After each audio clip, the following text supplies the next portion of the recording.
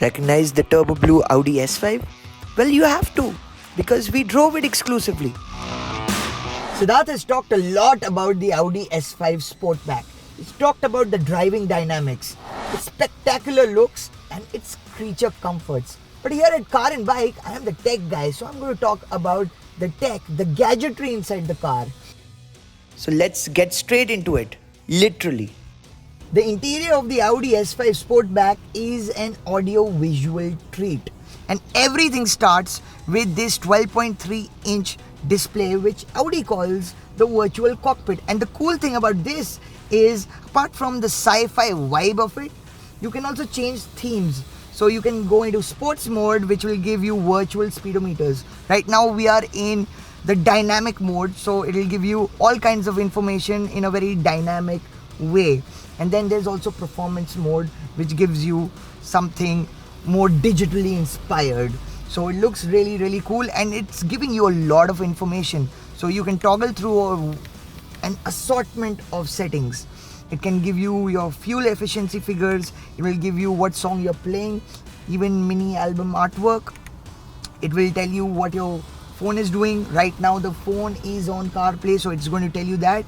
And it will also give you a small visual identification into the navigation system, so you don't need to see sideways towards the main infotainment display. You can just follow the map straight from the virtual cockpit. Now that is really cool. On top of that, you get a heads-up display on the screen, on the main window, and you can control the brightness of it, so it's always there. It's almost like augmented reality in front of you, and it's again very cool. And the focus here clearly is on making the driving experience pleasurable. But what really stands out here is the 10.1-inch MMI screen. So Audi calls its interface MMI, and this is the new screen. It's got great resolution. All the user interface elements are very logical. The touch response is fabulous. It feels like a premium iPad Pro kind of a device. You get really large touch points, so all the user interface elements are really easy to use and easy to figure out. So the great bit is, because of the haptic feedback, you can just keep driving and just tap and hit the touch point, and you'll know because of the haptic feedback. You don't need to be looking on the left side and figuring out where is what. Well, Audi used to make things simpler previously because they had the dial out here, and you could just seamlessly control this interface with that dial. Now that dial is gone, the screen is improved, it gets haptic feedback, but net, I'm not too sure if it's an upgrade, but still pretty nice to have. And I said it's an audio visual treat. Well, I've spoken about the visual element out here, but the audio bit is just spectacular. You get a 19-speaker Bang & Olufsen sound system which packs a wallop. You get upwards of 700 watts of power. That's a lot. And this is probably the best B&O sound system I've ever tested, regardless of the fact that this is inside a car. I've used some huge standalone B&O speakers, but this one really stands out because it has that detail to sound. It has that immersive effect. You get 3D audio out here. You get a surround sound effect which will piggyback sound from the left to right.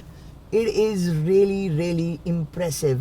And when you are driving this car, then you are going to pump up the volume, be it any kind of music, be it R&B, be it techno, be it rock, whatever you like, it will just kill it. And actually I've really enjoyed listening to music in this car, more so than even my AirPods Max.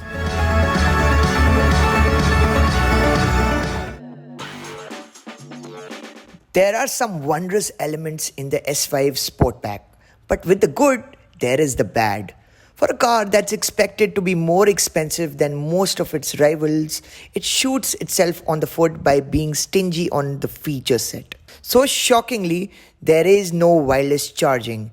You don't get keyless entry. The heated steering is also an add-on, as is blind spot monitoring. Only basic parking aid with reverse cameras and sensors are offered. So is connected car tech, which gets added with a module. All of this is part of the more expensive convenience package. At the price they are selling the S5, I'd say it is highly inconvenient. It's quite clear the focus is on the driving experience on the Audi S5 Sportback. But still, there are quite a bit of features which are truly spectacular and really augment the driving experience, particularly that smashing Bang & Olufsen sound system. But when you're spending so much money, then you ought to expect more.